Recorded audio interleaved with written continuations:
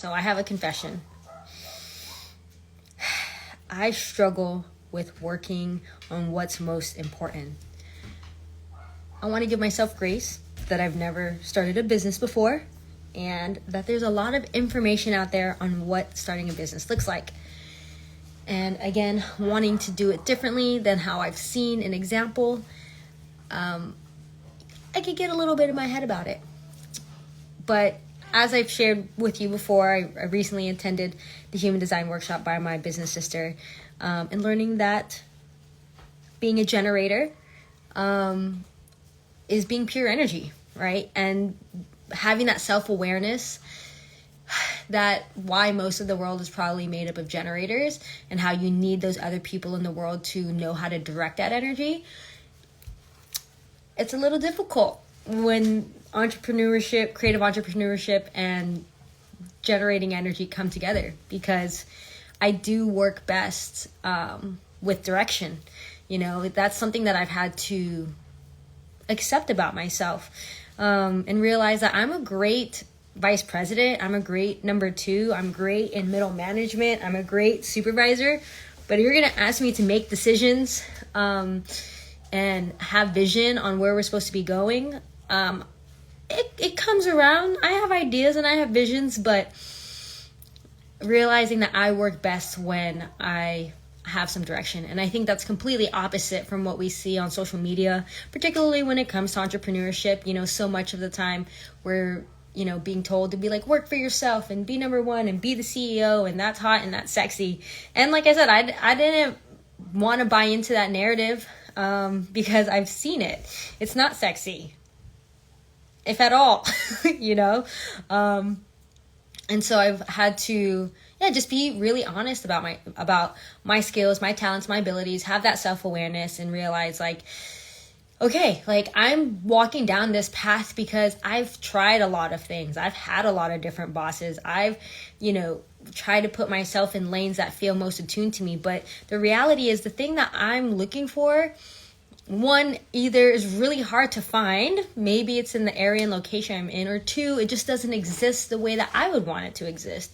And so, on the surface, it looks like, oh yeah, like you work for yourself and, you're having to manage your daily tasks and your routines and your schedule and your structure. But thankfully for me, I've gotten to a point where I was like, look, Lord, what do you want me to do today? Because my human self is very much like, here's my long to-do list. It's probably a whole bunch of easy stuff, and it's definitely not eating the frog. So how do I have an honest conversation with myself and be like, okay, like first off, like, what do you want me to do today? And many times that I've asked that, it's typically 1 or 2 things, which is really awesome. But it's like asking for my most attentive focus. And that comes with a little bit of procrastination. It's like, ooh, that's the hard stuff. That's the froggy stuff. It's nice and slimy. And I just don't know if I want to tackle that.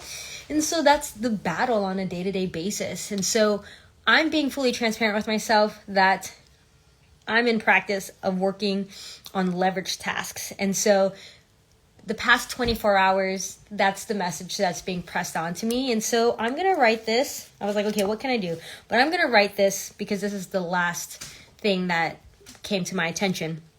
And maybe asking the question in a different way that I really appreciate. So it is, what's the critical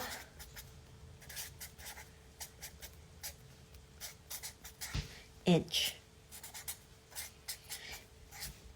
And I love this because it's still progressing, right? It's asking what is the most important thing that is critical, that's going to be leverage, right?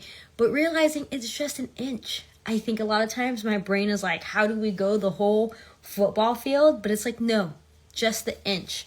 And so I'm just going to be, like I said, fully transparent with you. I'm going to put this right here on this notebook, because the other sticky note that I have is if I could only work 2 hours a week, what would I actually work on? And so this is a struggle and challenge that I'm going to be working through during this transition. It's, again, that radical self-awareness.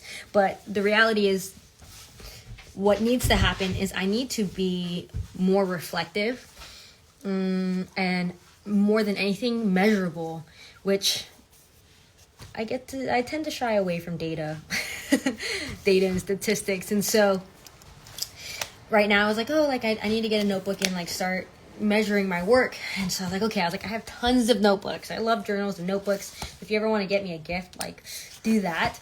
But I have one and I need to stop playing around. So that's what I'm going to be thinking of top of mind, is just to start implementing the habit of asking myself, what is my critical inch for today? And let me ask God, what is the most critical thing I can work on today?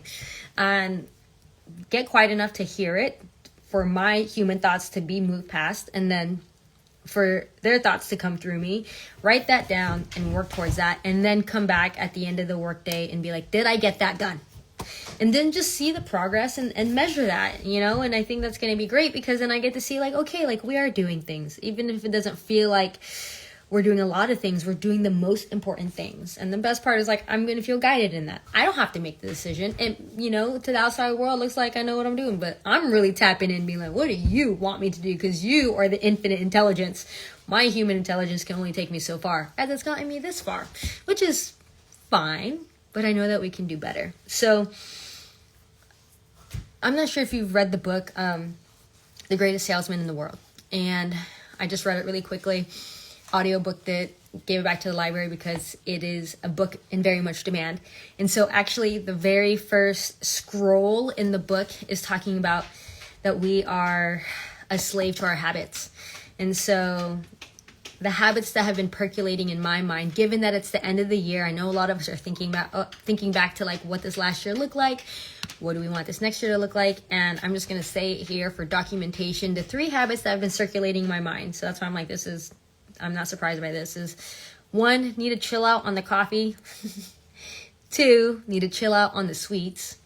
And 3, those are the 2 things I need to subtract. And the one that I need to add is the documentation and the measuring and the data, which is a little uncomfortable, but I'm curious of what will come from it. So putting it here for my documentation later on. Hopefully by the time you watch this again, you have been documenting the process and have been measuring your results, and to see where we're at from a year from now. So I hope that you all have a great last day of the month, however you choose to spend it. If we're talking about getting rid of sweets, well, we shall do that after the sweets are gone. All right, I'll talk to you soon. Bye now.